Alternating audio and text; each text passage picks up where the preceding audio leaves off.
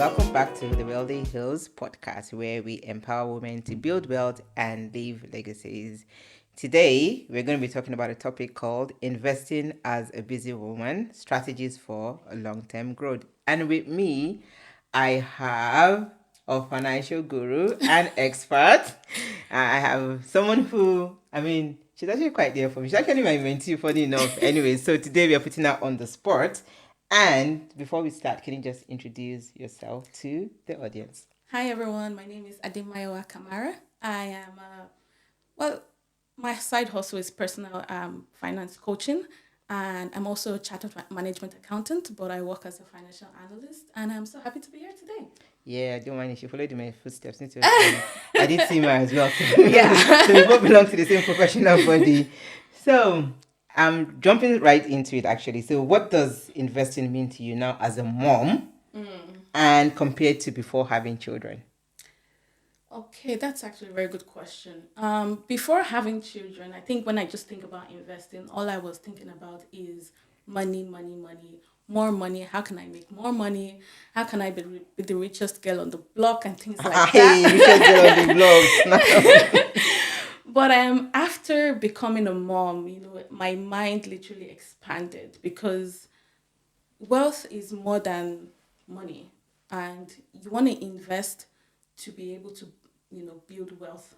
So when you start thinking of wealth beyond money, you know that even things like financial literacy, financial education, having like real estate properties, having investments that like can stand time is something that you want to start building, not just having money in your bank account. So you've actually taken us into something that we like to talk about a lot on this podcast, which is legacy building. And we also know that obviously you're a financial expert, so you understand that money goes through like 5 stages anyway. For a lot of people, making money is always kind of like maybe one of the first stages, and a lot of people actually stop at making money. And then when you talk to people about kind of like savings, everybody's saying, I've got money in my bank account, I've got money in my bank account, but then the money is just kind of like in the bank account. And then when we look at what you can earn, the deposit interest that they actually give you on that money, Nonsense. nonsense. To be honest with you, inflation tends to kind of like erode that. But then Yes. we also understand that people are scared of also taking risks, especially women don't tend to take risks with their money. So when did you kind of like first start taking investment very seriously? As a Nigerian girl, growing up, you really are thinking of your career, which is your number one goal, but you also want to have something on the side, like a side business. So when we talk about investing, like people only think stocks, bonds, dividends, and all these kind of things. But you can invest in your business. You can invest in yourself. So I started investing in my business, which was Airbnb. Actually, it was just Airbnb. It was a fashion business. That's true, actually. Yeah. Oh my God, that seems like a long time ago. It seems like yeah. a long time ago. It was just like 5 years ago, before COVID. Yeah, 2019. I invested close to more than 10,000 into that business. So it's something that was in my heart. I love making clothes. I love fashion, and I said I'll put my all into it because the way I am, I go hard or I go home. I don't. There's no in between. So you're not in between. No, Yeah, no, no in 100%, between. Yeah, 100% 100% in or or out. out. So, I did put my investment in there. Did I get the financial value back? Not really, but the learning I got from that, it cannot be quantified. Okay, so what were the learnings that you actually got from that? Because it's something that I would like to expand for our viewers. Because for a lot of people, right, the reason they don't maybe start a business because they're scared that they're going to fail. And as much as when I work with people, I try to explain to them that failure is actually part of the process. For me, I 100%. see failure as an opportunity to learn, as an opportunity to do something better. Yeah. I've also seen how failure can actually unlock my mind to see opportunities that I normally wouldn't have seen. Yeah. So what were the things that you got out of it that could not be quantified with kind of like monetary returns? Yeah. So the learning I got out of it is number one, don't go into anything without being properly prepared. Don't follow the crowd without knowing your ins and out. And you don't have to know everything, but you need a solid strategy. And this is something that is really, really lacking sometimes in our businesses, especially as Africans. We start businesses, we don't have a long term goal. We just see that, oh, a lot of people are doing it, or I have an interest in this thing.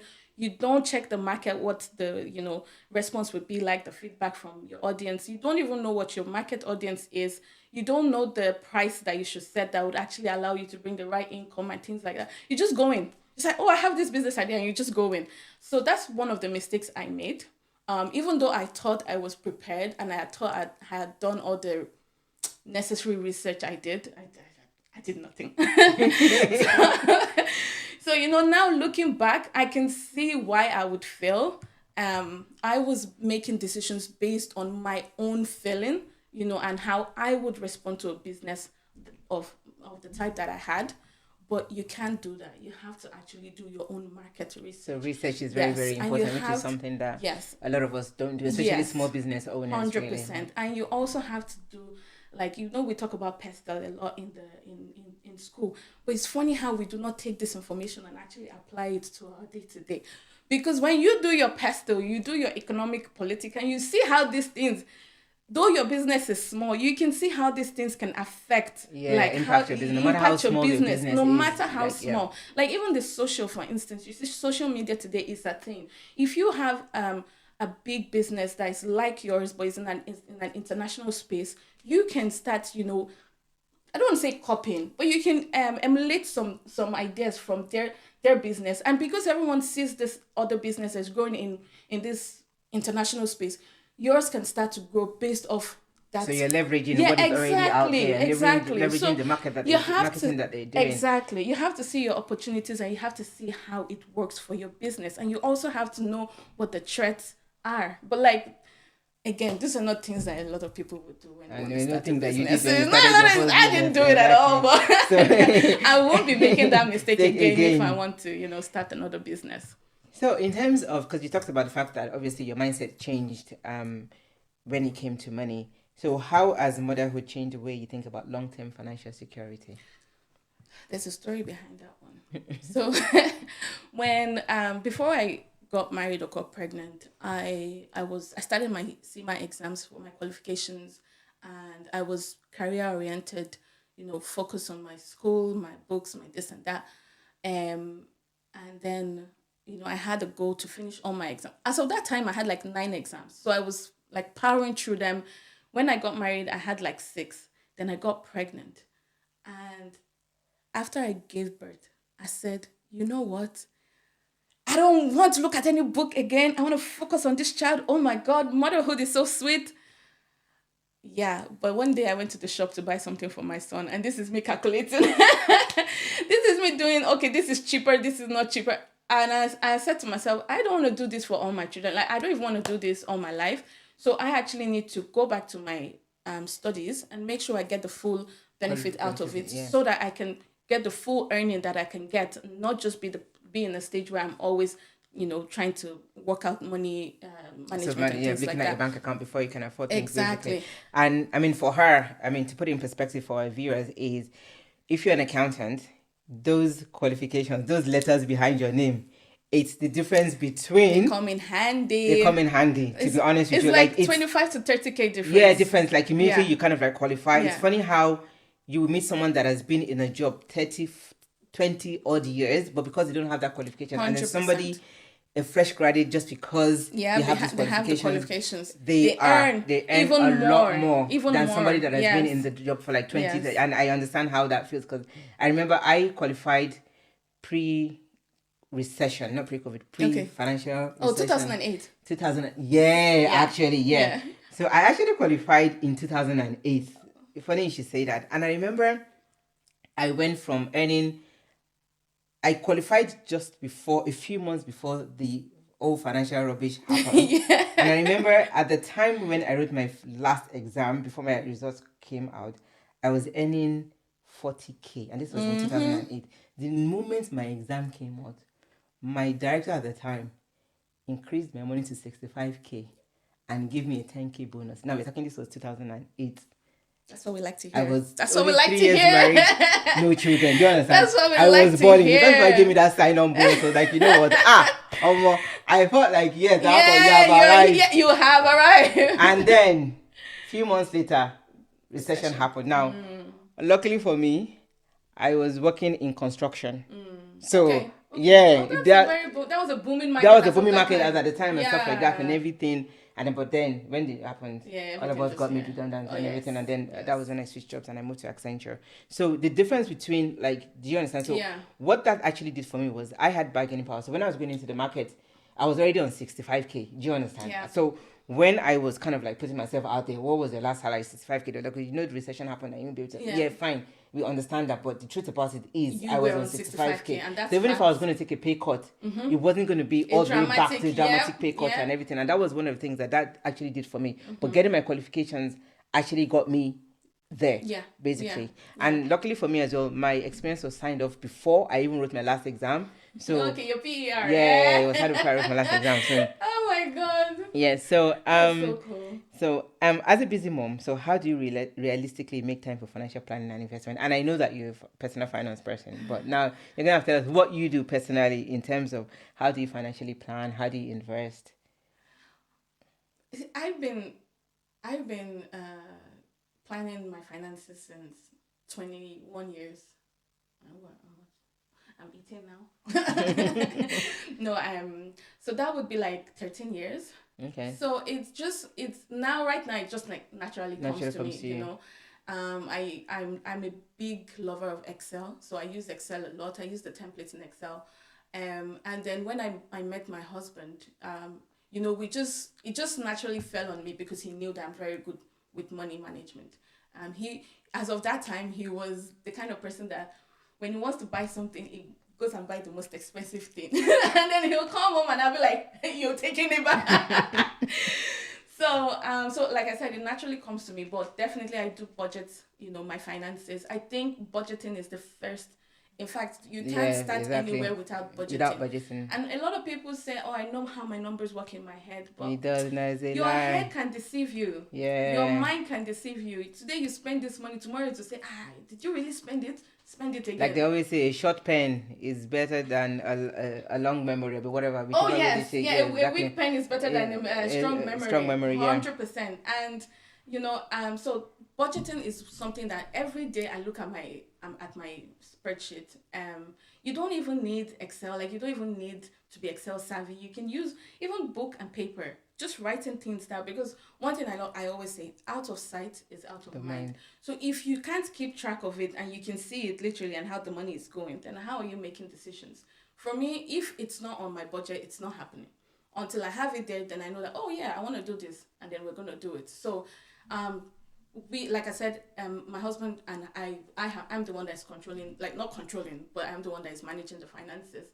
And I just make sure that every day I'm looking at it. Every day I look at my account. I know some people say they don't look at it maybe once a month, twice a month. Mr. President, me.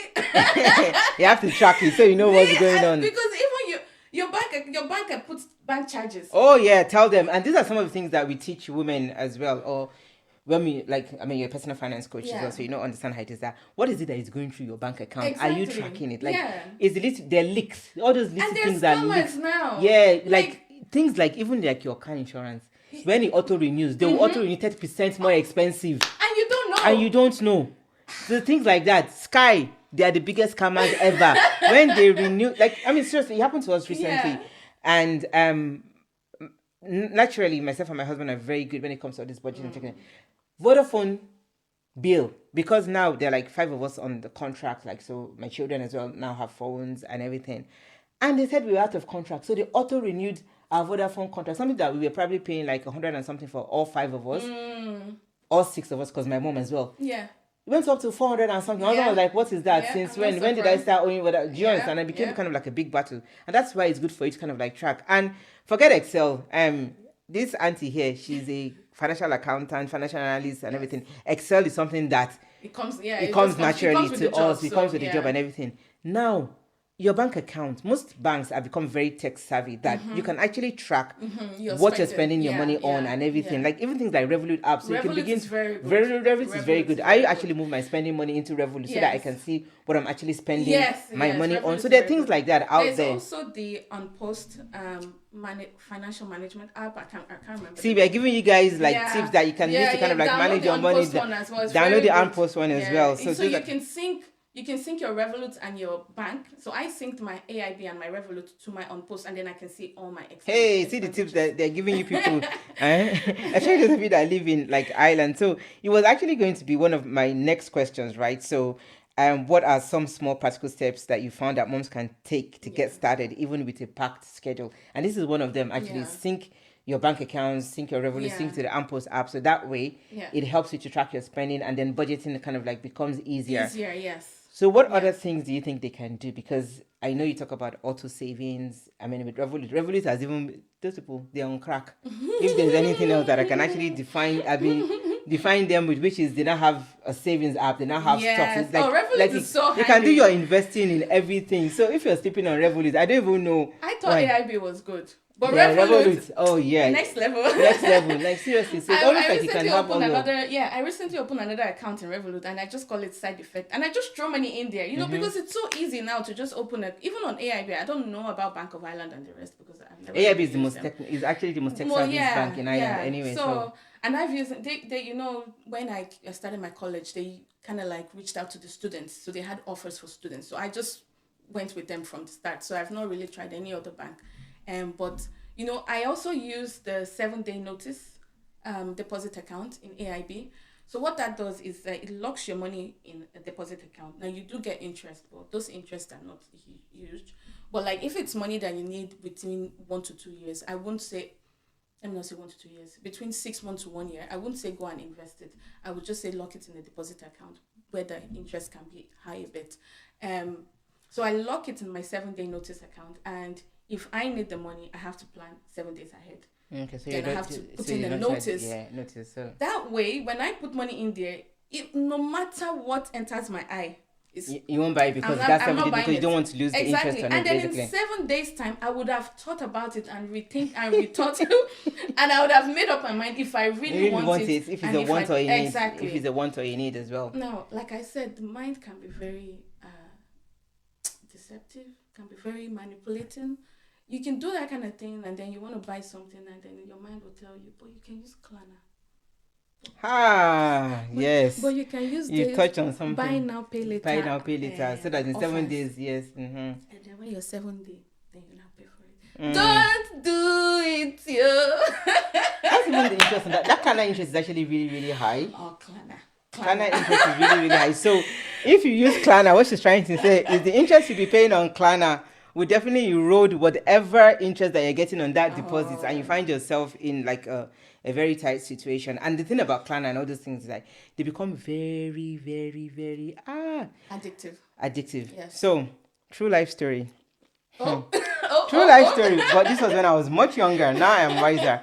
When I was in uni, many, many years ago, and I was a student in the UK.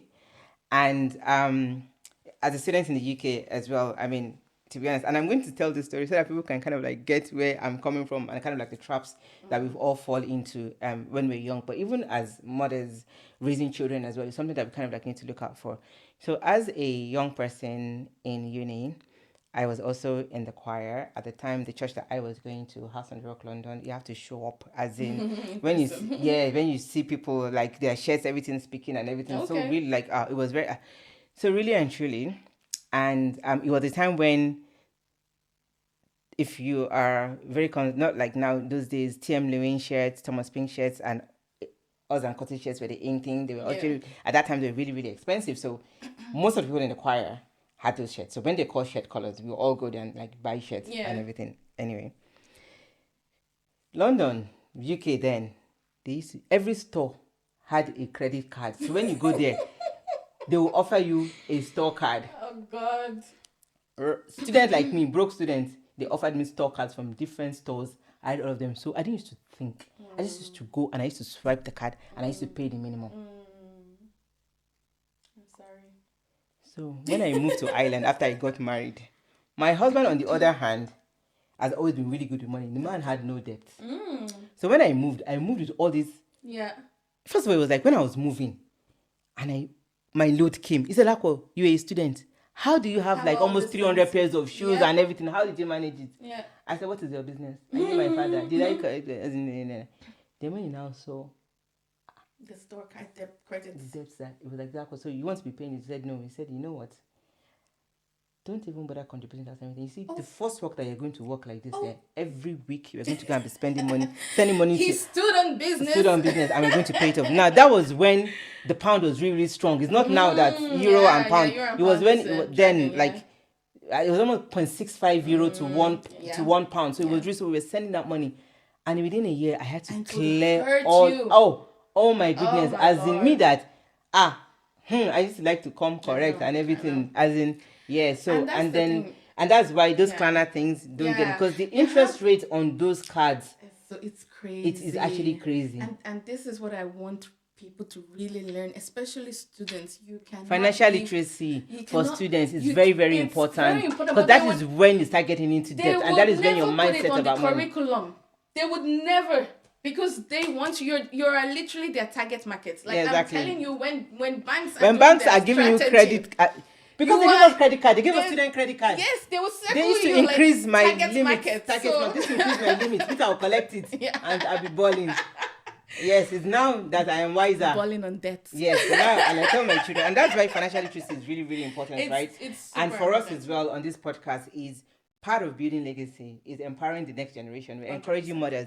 Teach your children about financial literacy. I think Teach your children about building wealth. for Like it has to me, come. It has to yeah. start really, really young. And it also comes with decisions that we make as mothers or yeah, as parents. that's what I because wanted to your say. children learn from you. I know my children learn from like my children are very quick to think about business opportunities. So I want to do that business because Yeah. they're growing up in a house where both parents are very entrepreneurial and that is what they see us do. That's what they've been exposed to. Yeah. And I find that that's the way their mindset actually thinks. Works as well. Works as well. So if my child, I mean, even the boys, if they want to buy, like somebody's telling me he wants to buy a gaming laptop, but he's already telling me how he's going to make half of the money. He's So gonna that means that- monetize it. I love it. yeah, I and love then it. I'll have to meet him halfway. So a lot of times when the boys want to buy gadgets, they will give me half of the money or Okay. 75% of the money. Oh, that's good. So obviously it would be wickedness for me not to give Yeah, them the yeah, remaining yeah. I 25% mean, why not? because why not if not and everything. So That's cool, yeah. we've talked about small practical steps that moms can kind of like get started. So we talked about obviously auto savings and all of that. So as a mom, and it happens to the best of us, do you often feel guilty sometimes about spending time or money on yourself? No. I like this lady. I love her. No, because you can never really be repaid for what you've done as a mother. or Yeah, what you're actually, doing as a and you mother. heard it on this podcast. Yes. Honestly, right? And I say this to women. All this thing about I'm investing in my children because in the future, forget about it. You've decided to bring. I'm a big believer that you decided to bring these children into the world. They didn't Yeah. have to come. It is your responsibility to take care of them. If they 100%. decide, I mean, everybody would expect that you're raising kind children and you're raising nice children. That Yeah. when they grow up as well, they would Responsible children. responsible and also, I mean, checking on you, take care of you and stuff like that. But they're not your pension plan. You just open. They're not your I don't know if pension I should call it can of worms because I've actually been talking about this because I'm on the topic generational wealth. And I did a bit of research and evaluation of how money moves in the Black community especially. And money moves upwards.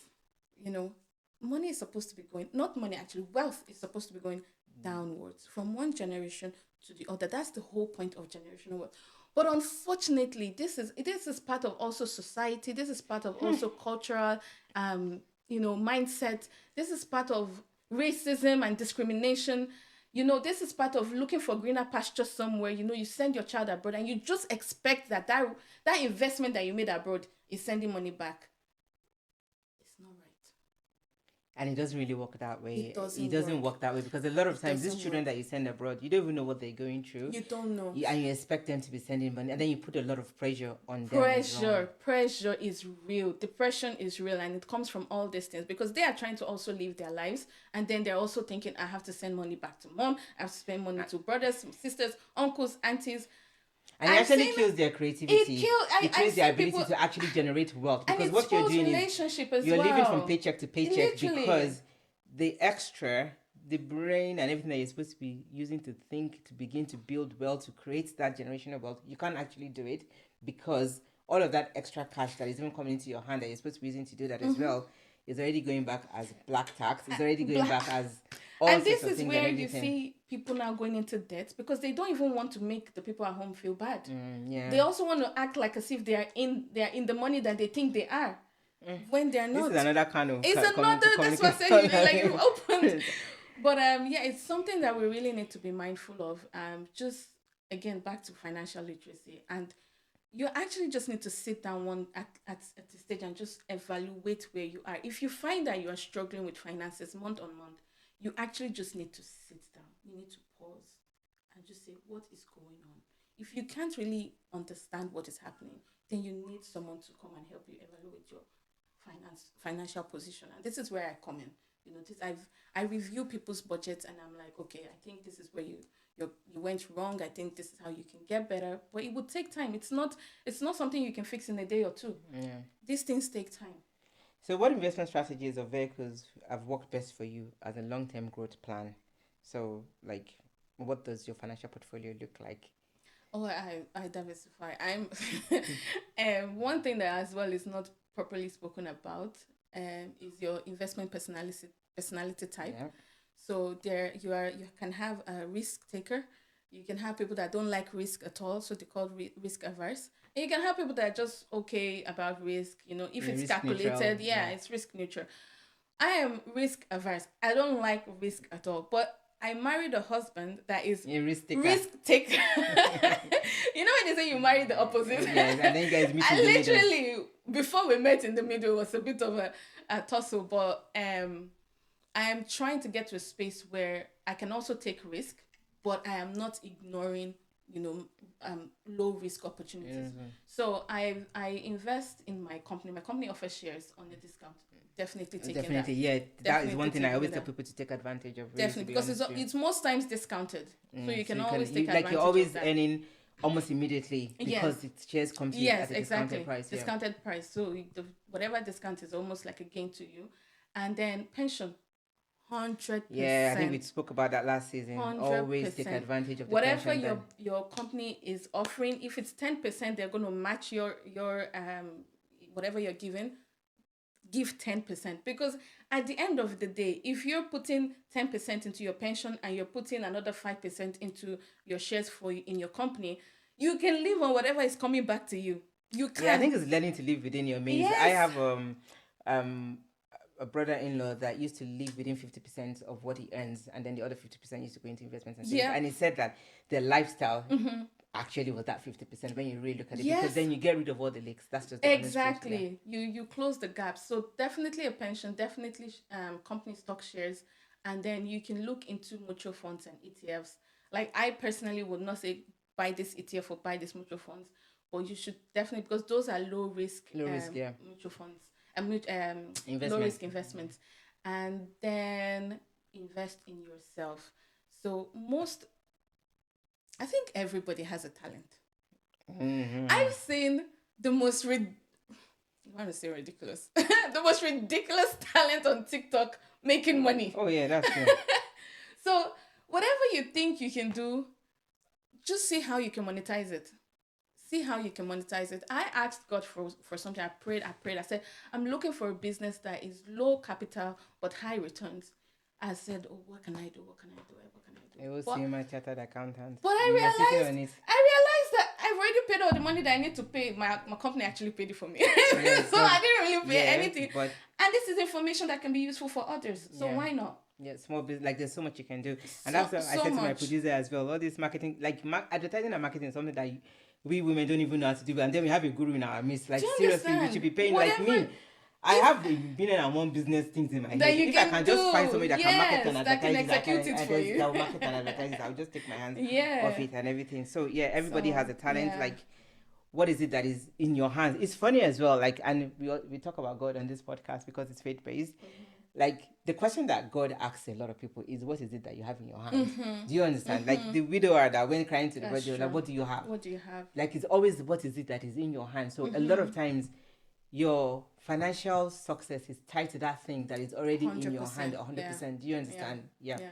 You don't even have to like do too much. Sometimes you just have to look within. Exactly. So what's Mm. been your biggest investing mistake and what did you learn from it? Oh, that we spoke about that. It's the fashion business. Oh yeah, the fashion Yeah. business. That was the biggest investing mistake. Yeah, Okay. that was. But no, we were very good at it, so to be honest with you, It yeah. started well. It started well. It was going great because like I said, I did think I did a lot of research, but I didn't do enough. I would say maybe I did 30% of what I could have done. I kind of covered only the front aspect, which is how we are portrayed You in the portrayed it media. into the media. I didn't really close the gaps at the back, and then COVID came. Yeah, that's true. COVID came, and So have you everything ever just faced went. like doubts or external pressures from people around you about investing as a woman or as a mother?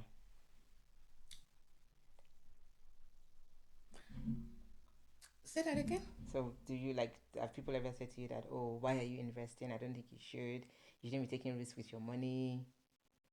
I know you're very strong. You have a very strong personality because I know. I don't But know I who will just even wanted to say that check. to I me. know. I just wanted to Oh my check. God, no, I haven't had anybody. As a matter of fact, I think it will be the other way around, where they would see me and be like, "Oh well, if she's doing it, Then I then can. why not?" So you are actually a voice of influence. You're actually a voice of influence, which is a good thing, Yeah, really, and stuff like that. yeah. So, your faith. How does it influence the way you invest or build wealth? That's a good question because my faith is intertwined with my values, and because of the values that I hold high, there's some things that I'm not going to invest in. Yeah. I invest in my company because I work in a pharmaceutical, and obviously our primary purpose is to help people.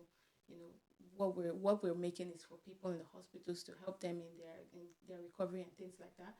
I won't invest in guns in the company In a that company that produces produces guns. So guns or basically, we're sells talking guns. about ethical Exactly. and social Yeah. responsibility Yeah. investing, which is a Exactly. big thing So, anyway. and some people don't mind. Some people, their faith does not, as long as the money is there, the returns is there. I just don't have the heart to do that. Yeah, which kind of like made sense. Yes. So That makes sense.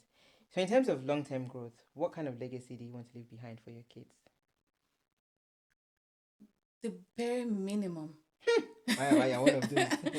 Even if it's the bare minimum, they need to know how to respect money, spend money, make money, and multiply money. Yeah, multiplying money is actually something that we really need Yeah. to teach our kids. Yeah. So financial literacy has to start from kind of like a very, very Even young even age. if that's all I leave, financial literacy, that's fine. But that's the bare minimum that I want to do. So how do you think you're going to teach your son financial literacy? Oh yeah, that's a very good question because it's actually new. I think I've seen um, financial gurus as well, experts in UK. They've created like books for children. So definitely we're going to start from there. Teaching, just reading books and seeing how money is used and how money is spent and the impact and things like that. But most especially, how they can make money, how they can use ideas and monetize their ideas, and how they can spend and how to think into the future, not just now, But because no, this is a so big yeah, problem there's delayed with this. gratification, especially with this generation. They don't want to know the meaning of delayed gratification. They just want what they want now. So that's one thing I really want to teach. So as we are wrapping up, so what would be your go-to advice for women or moms who feel they're too busy or too late for them to start investing? Because I also hear some moms say that it's too late for them. Some people say they're too busy to do it. Well, it's only too late if you have maybe retired at the age of 66. But if you're still working, someone said if you're 50, don't bother investing again, it's too late. Exactly.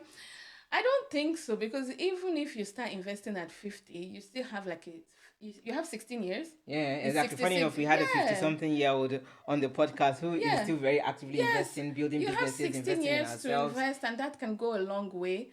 Even if it's that you're just beating inflation by the growth of your investment, that is still something. Yeah, Because then you are protecting your wealth. So it's never too late. Like I said, I would have preferred to start investing in stocks by the age of 21, but I only started investing in general at the age of 28, and then in stocks at the age of 30. So I see it grow. I wouldn't say it's too late for anybody. And you don't need huge amount. Like if Yeah, 50 like most of euros those is apps, leaving your yeah, account allow you every to now like and put like then, little sums of money. Just put it yeah, on auto. That's the thing. literally The auto put is it. the way to go, really. To be Do honest your with you. research on what you want to invest in. Have your, especially in mutual funds, because let me explain what mutual funds is. It's a collection of different stocks from multiple companies and ETFs as well. Collection of different stocks from multiple companies, which kind of spread the risk, right? So instead of just putting all your money, let's say in Facebook, Facebook can die tomorrow, then all your money is gone. But instead, if one company drops in that fund, Yeah, another one would rise. another Really. one could rise, because where somebody is losing, another person is earning. So it kind of spreads the risk, and that way you are still able to get your returns on the investment. So look for a good mutual fund or ETF. Invest your money in auto, like Auntie said, automatic purchase or whatever, and then every month you're putting 50 euro, €100, and that money is just growing somewhere else. So what does financial freedom look like to you? And are you working towards it? This girl likes money, but let's go on. No, it's funny because while I was waiting outside, I did a video on my phone, and I said, "What does financial freedom look for me?" It means I can retire at a certain age that I want to retire, which is between the ages of 50 and 55. If it can be 45, I'll take it. Doesn't mean I'm not going to work, but Yeah, it but means then you that I have a work lot on more my money own on your own terms. terms, yeah. It means I can do whatever I want to do on my own terms, not money making the decisions. Yeah, Simon Scribb is deciding a good factor for example. me. The guy built a business, sold it at, I forgot the age that he sold, I think in his 40s. And then since then, he's just been using his money to kind of like invest in other people and all of that. Yeah, It was like, like yeah. a lot of people think it's about making loads of money, being a billionaire, being a millionaire. I'm not actually chasing millionaire or billionaire. Maybe my husband is. I'm happy for him. But I'm just chasing where I can use money and money can be used to bring something back to me. My auntie in Nigeria, she retired at the age of 45. I think, yeah, 45. And she has her business. She travels the world, literally. Literally, whenever she goes to Vietnam, she goes to Thailand, she goes to China, she goes to the US, and she's on her business. She doesn't work. She used to work in GTB, and she got to the highest position that she wanted to. And when she was ready, packed her load and said, "I'm done." And then now our money is actively working And her for her. money is actively working for her. So why not? Anybody can do that. Like, we don't have to spend all our prime years working for someone else and chasing what Okay. can never be returned. So, what money myth would you like to bust for moms everywhere? Looking rich is not being rich. Hey, Lord. So, finally, Oh, if you God. had to sum up investing as a busy mom in one sentence, what would it be? Investing as a busy mom. In Suffer one now sentence. and enjoy later. Suffer now and enjoy later. I like that. I love that. I like that. Like I said, when I introduced it earlier on, I said we have a financial guru, a financial expert with us today. And with all those gems that she has even been dropping, I don't even know where to summarize it. But, ladies, this is one that when you listen to it, you have to listen to it with your pen and paper and take notes and then go back and then begin to implement some of the strategies that you've actually heard here today. But that should only be the beginning of your your investing and saving journey. Yeah. Now, because my guest today is a personal finance expert, and that is actually the side business that she Yeah, does. that's my side hustle. Can you tell people what's your social media handle and how All can they right. reach out to you? Okay, so my social media handle is Finance by Erbony. That's AIRBONEY, and you can always DM me anytime. I'm available 24/7. And by the way, she actually paid me for mentorship. So all of you, Literally, she actually paid me for mentorship. We're going I on don't, that I journey don't together. take, So I don't take my invest hustle in for your, granted. invest in yourself. Yeah, Invest in 100%. yourself. So anyway, with that, we have come to the end of today's episode. I hope you guys learned one or two things. I actually did as well. And as always, this is where we are always being real so that you can relate. And also, what we want is for this podcast to actually be impactful and help you on your wealth building journey. With that, we're signing out. As always, I'm your host, Darako Sanesi Ola. And until next time, don't forget to like, share, subscribe. And I like to say, please, don't only share with your friends, but also share with your enemies. Until then, see ya.